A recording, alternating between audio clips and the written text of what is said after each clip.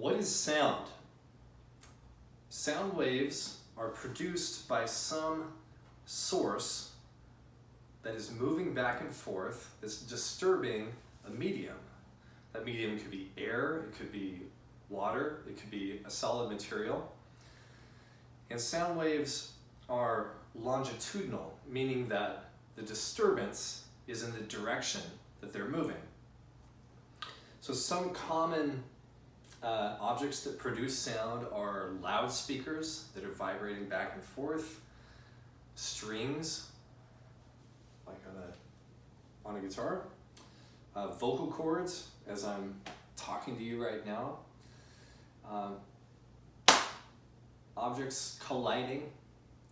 These are all sources of a disturbance that propagates through a medium. You are hearing right now the disturbance caused by my vocal cords vibrating back and forth. They're also causing some of my body, like my face and my chest, to vibrate back and forth. Those vibrations push air molecules and cause them to either get compressed or rarefied, uncompressed. So I want to show you in kind of a sketch and a graph what that looks like.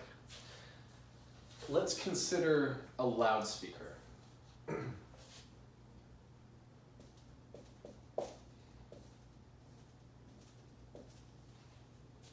Now, if you've ever played music really loud on a stereo, you might have watched a loudspeaker move back and forth. And what it's doing is, as it moves forward, it's pushing the air molecules that are directly in front of it. It's causing those air molecules to get bunched together. So if we imagine that the speaker is in its forward motion right now, the air molecules close to it are getting compressed, bunched up together, and the air molecules that are farther away are at regular atmospheric pressure.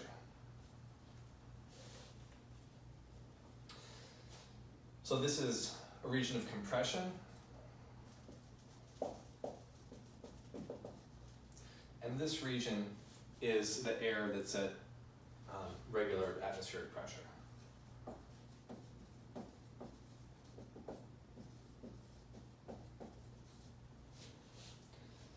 Then what happens is that this region of compression moves outward from the loudspeaker. Essentially what's happening is that each air molecule that's right next to the speaker is getting bumped by the speaker. It's getting bumped to the right. And then those molecules bump their neighbors.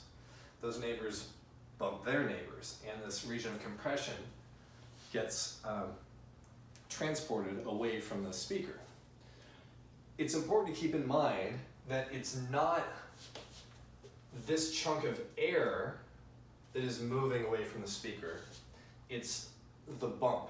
So this little molecule right here hits its neighbor, but then returns to its original position. Now that neighbor has some energy, it bumps its neighbor and returns to its position. That neighbor bumps its neighbor, and so on. So that bump gets transported away from the speaker. But it's not like a chunk of air is flying out from the speaker across the room.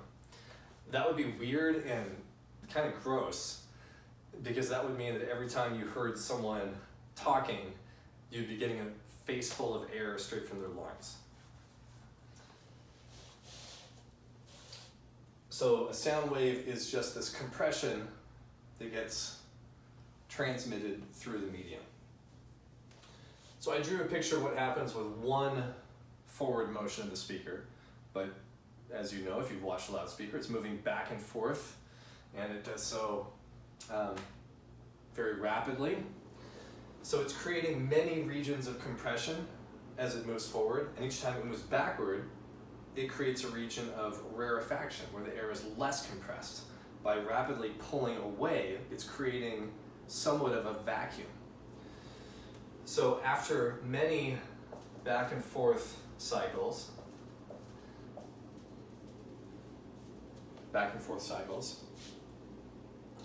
what happens is you get a region of compression followed by a region of liquefaction, and another region of compression, and rarefaction. Compression, rarefaction, and so on.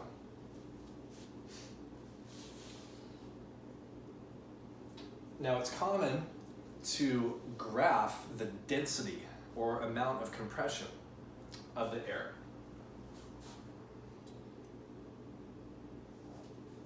So let's draw a graph of that density as a function of position away from this loudspeaker. You can see that in these regions of compression, you have a maximum density. In the regions of rarefaction, you have a minimum density. Maximum, minimum.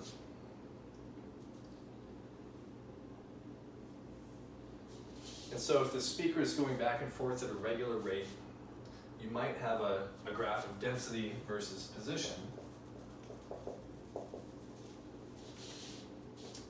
that looks kind of like a sine wave.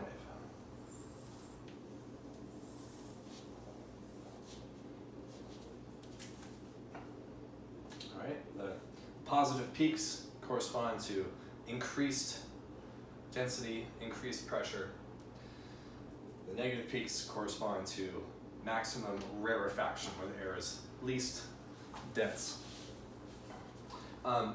There are many ways that a speaker can move back and forth. It doesn't have to look like a sine wave, but one interesting mathematical fact is that however the speaker is moving, you can mathematically create